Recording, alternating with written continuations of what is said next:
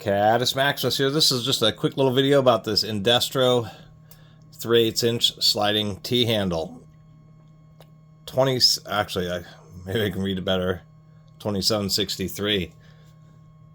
I like the way they stamped this nice deep stamping right on the top of the head. Really easy to read.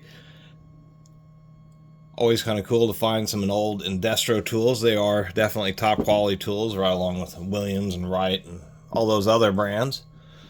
Sliding T-handles decades ago, they're still relatively common now, but they used to be the default breaker bar, not the hinge handle type breaker bars, just because they had a much more solid head, still a pretty strong handle, and they were multi-use, since once you broke the fastener, you can move it to the center and then use it as like a type of a speed wrench. One of the nice things also about T-handles is the fact that even though the head can pivot this way, the handle doesn't rotate this way, so you still are staying more square to the fastener. Pretty well made.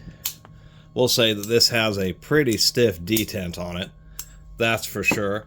But one thing you'll notice about this old Indestro, well, two things. It doesn't have a little cutout, and what I mean is what we have here is we have an old Williams and we have an old Wright. And on both of these, you can see that they have like a little divot. So when you put the head on there, it does tend to prevent it from swiveling. We can see on this Wright tools, the divot is extremely deep. The head totally stays in place there. The other thing you'll notice is, like on the Williams, they have a really thick or really deep undercut. So when you slide the head over, it really stays centered in the rod. Where on this Indestro, for some reason, they decided to not do any kind of undercut at all. On the right, they have a very thin undercut, so it still works good for centering the head, but it doesn't compromise the strength of the rod too much. For some reason, Indestro just said, you know, we're not going to do that.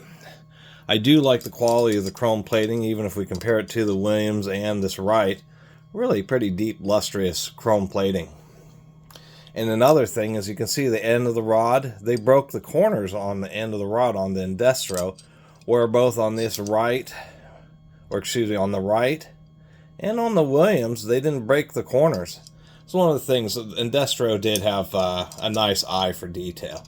So anyway, I just added this to my collection. If we compare it to various lengths here, we can see that the Williams down here is a bit short, but it's more of a standard length, kind of like this Wright is, which is about 10 inches or so.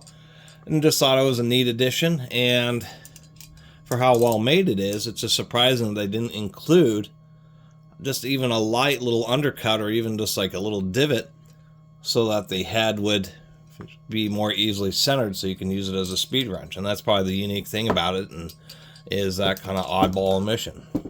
Anyway, since a lot of my channel is about many things, but one of them is documenting old tools, did want to document this Indestro 3/8 T-handle breaker bar. I think it's really nice and it's really heavy duty, but still I think the Williams is one of my favorites, just because the Williams, as we can see here, has just a slightly narrower head, and surprisingly enough, a lot of times when I use these, I actually like a slightly shorter handle. But besides that, really nice manufacturing quality, really nice, you know, fit and finish, with a strong detent to boot. Anyway, thanks for watching.